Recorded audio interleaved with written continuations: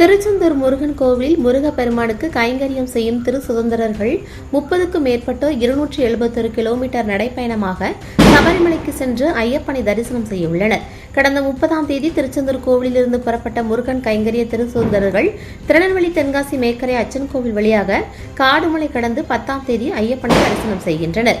6 படை முருகன் கோவிலில் 2ஆம் படை வீடான திருச்செந்தூர் சுப்பிரமணிய சுவாமி திருக்கோவிலில் முருகனுக்கு கைங்கரியம் செய்யும் திரு சுதந்திரர்கள் 100க்கும் மேற்பட்டோர் உள்ளனர். அவர்களில் 30க்கும் மேற்பட்டோர் அமெரிக்க சர்மா என்பவர் தலைமையில் 33 ஆண்டுகளாக சபரிமலை ஐயப்பனை பாத யாத்திரையாக சென்று தரிசனம் செய்து வருகின்றனர்.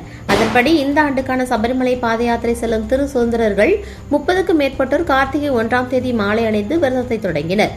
தொடர்ந்து விரதம் இருந்த பக்தர்கள் கடந்த 30ஆம் தேதி திருச்செந்தூரில் ஐயப்பனுக்காக இருமுடி கட்டி பாத யாத்திரையை தொடங்கினர். தூத்துக்குடியிலிருந்து புறப்பட்ட முருகன் கைங்கரிய திரு சுதந்திரர்கள் 30க்கும் மேற்பட்டோர் திருச்செந்தூர், ஆழ்வார் திருநகரி, சிறுவைகுண்டம், திருநெல்வேலி, ஆலங்குளம், தென்காசி, மேக்கரை அச்சன் கோவில் சென்றடைகின்றனர். தொடர்ந்து துறைபங்களா வழியாக யானைக்காடு, கடுவன்காடு, பத்தாளம்பாறை, கோணி வழியாக பெரிய பாதையை அடைந்து சபரிமலை சென்று 10ஆம் தேதி இவர்கள் தரிசனம் மேற்கொள்ள உள்ளனர். 11 நாட்கள் பாத யாத்திரையாக சபரிமலைக்கு சென்றடைய உள்ளனர்.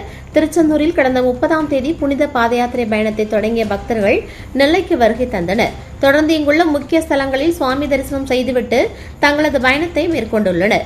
முருகன் கைங்கரிய திரு சுதந்திரர்கள் சபரிமலை ஐயப்பனை மனதார பிரார்த்தனை செய்து சபரிமலைக்கு 271 கிலோமீட்டர் பாத யாத்திரை பயணத்தை மேற்கொண்டுள்ளது குறிப்பிடத்தக்கது.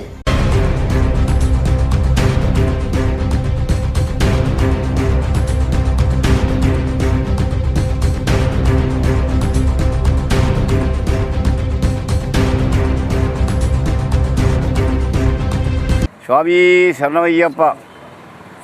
அன்புடையோர், நாங்கள் திருச்செந்தூரில் இருந்து சபரிமலைக்கு பாத யாத்திரையாக 36வது ஆண்டாக இன்று நடந்து செல்கின்றோம். திருச்செந்தூரில் இருந்து திருநெல்வேலி, தென்காசி, மேக்கரை, அச்சங்கோயில் வழியாக துரைபங்களா சென்று அங்கே இருந்து யானைக்காடு, கடுவாக்காடு வழியாக மன்னாரம்பாறை கழிந்து கல்லேடி எஸ்ட் என்ற இடத்திற்கு செல்கின்றோம். பிறகு அங்கே இருந்து மலையாளப்படை பகவதியம்மனை தரிசனம் செய்து கோணி என்ற இடத்திற்கு வருகிறோம்.